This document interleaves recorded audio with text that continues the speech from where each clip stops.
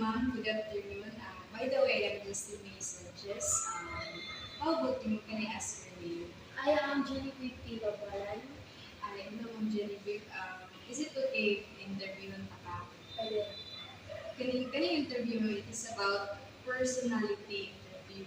So it is for me to explore how personality is shaped by experience, environment, and relationship through a record video. So here is the first question. How would you describe your personality in three words? So I would describe myself and my personality influence as a servant, quiet, and shy. Okay. What experiences shape who you are today?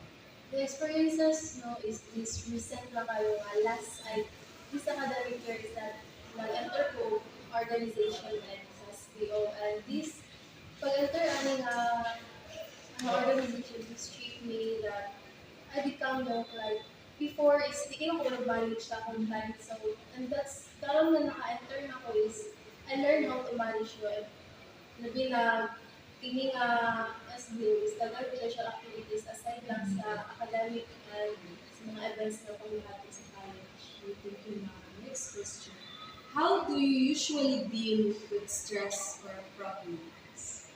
Actually, I would view that as magkuhan to gusto ko mag-alone sa than ako ang mag-reflect bitaw like kung tama ba to ako ng istorya o ako yung masaya. So, what the mag-di laylo sa ako then reflect.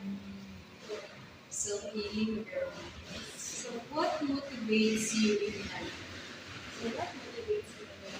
Actually, God, especially yung natala akong parents, especially mga reason nga na atadan ni, ano ba experience sa and also, aside from that is ako ang self. Kay, makita yun na ako na dagan ni siya, especially naka-adult face na ta so nakaya na ko nga naabot bitaw inana na face na kaya mga challenges.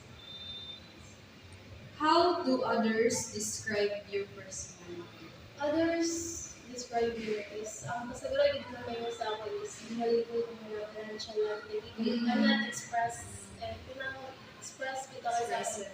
expressive, and also, di, di malabas ko nila as someone na taas ang pasensya. What are your strengths and weaknesses?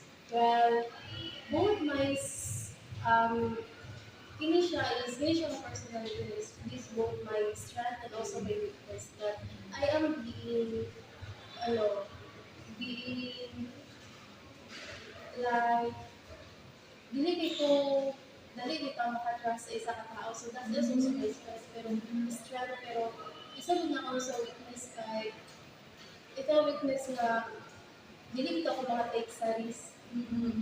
So, basing makuha na ako siya o opportunities na siya makuha ko mag-take sa risk na being, dili kay ko makatago, trust kita sa Okay. Trust is good for those who trust you as well. Okay.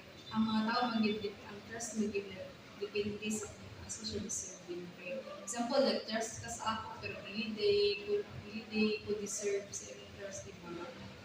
Kung ma-concept ka bitaw.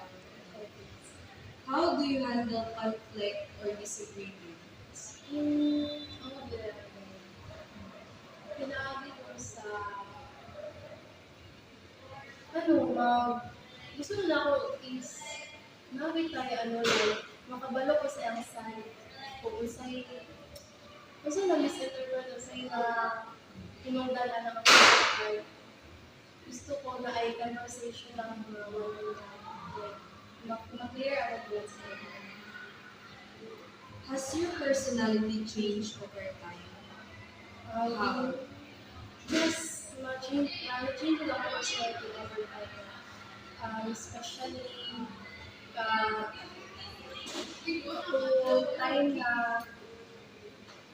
the internal regularly sa college, na-change siya sa mga, kung high school pa ko is, I'm not really, nakoy stage part yun.